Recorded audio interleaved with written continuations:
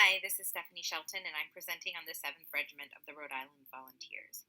I started with this image of the veterans of the 7th Regiment that does not include any of my soldiers, only because I thought it was interesting that these veterans are all numbered and their numbers correspond with their names at the bottom. And I thought that going forward for all of my family photographs that we will all be numbered so our future descendants can readily identify. I'm going to begin with James H. Remington. He was a captain, and there was a lot of information on him. I'm not sure if it's because of his class, because of his rank, because of wealth or education, but I'm going to start with him. So James was born in 1838 to Benjamin and Sarah Remington. He was the second son. Benjamin, his father, was a Rhode Island state politician, and James followed in his father's footsteps later in life. The 1860 census shows that James and his brother are living in Providence, Rhode Island, and they appear to be living in what may be a student house or some sort of lodging where there are members of multiple families. The 1860 Providence directory shows that Benjamin is a grocer, and it gives the address of the grocer where he works, and it also gives the address of both brothers as living at 25 Waterman Street, which is in close proximity to Brown University. This makes a lot of sense because James was the valedictorian of his class in 1862 at Brown University, and it is rumored that he gave his speech in his uniform, though I could find nothing that could validate this statement. On July 2nd of 1862, Lincoln issued a proclamation requesting 300,000 volunteers to serve for 3 years on the Union cause. Rhode Island answered this call for soldiers with the 7th Regiment of Rhode Island Volunteers. Remington led his soldiers in Brigade H to the Battle of Fredericksburg, and it was here that he and many of his other soldiers, were injured. Remington took a bullet to the face and he mustered out. He returned to Rhode Island, where he did serve some time being a state representative. And then he went to upstate New York, where he met and married Helen Howard. In 1870, though, he is listed in a Virginia census, not in New York. And the interesting thing about this census is that he's listed as a lawyer.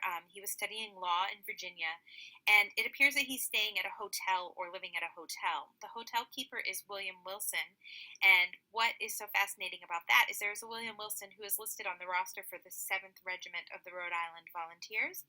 I'm not sure if this is the same William Wilson, but it's interesting to consider. After law school, Remington returned to Brooklyn, New York, and he and his wife settled down. He had a law office on Broadway Avenue, and he lived with his wife and her family at 838 Carroll Street in Brooklyn, New York. Here is an image of their house from 2012. I found it on the Brownstoner, and it gives a little write-up of the James Remington house. Now, the interesting thing of the 1880 census is that Remington is not listed as the head of household. His brother-in-law is.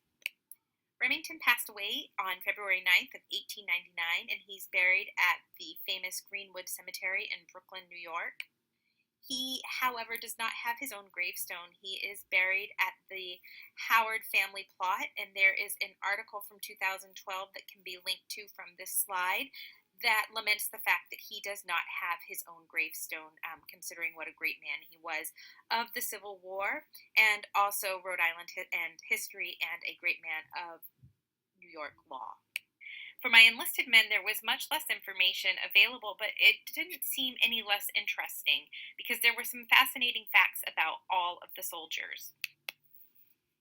George D. Green was the baby of the family. He was born to Lawton and Damaris Green in Warwick, Rhode Island in 1844. He had 3 older sisters and a brother. He joined the 7th Regiment of the Rhode Island Volunteers in 1862, and like James Remington, he was injured at the Battle of Fredericksburg and mustered out. He returned to Warwick, and he married Sarah Burroughs, and he and Sarah lived in Warwick for the remainder of their days. George worked as a molder, and Sarah stayed home with their children, and George lived a long life, and if we can believe his headstone, he passed away at the ripe old age of 106 and is buried in Coventry, Rhode Island. My next soldier is James J. Taylor, and he was born in England. He immigrated to the United States with his family, and on the 1850 census, he is found to be living with his parents, John and Sidonia, and various other relatives. He's also listed on the 1860 census as living with his parents, and in 1862 he joined up with the 7th Regiment of the Rhode Island Volunteers. He fought also in the Battle of Fredericksburg, and if he was injured, he was not injured to the point where he needed to leave the service.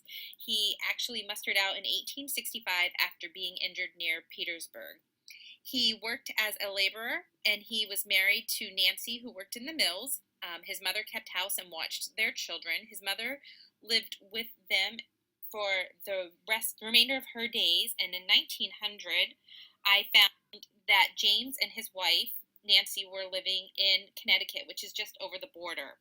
However, they were returned to Rhode Island to be buried and are buried in East Greenwich. Today I went out and I found their gravestones because Find a Grave did not actually show images of their stones. I apologize that you can't see the writing on the stones due to the sunlight behind it, but Nancy is on the left and James is on the right. His is slightly leaning forward, and it was nice because the cemetery had a little star showing all of the Civil War veterans.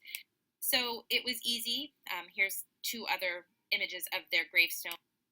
But I found a couple of other soldiers, Charles Sweet and it looks like Ferry James Wells, who also served in the 7th Regiment with them. My last soldier is Benjamin Mowry. There was not a lot of information on him. He was born in 1822 and he married Azaba Ari.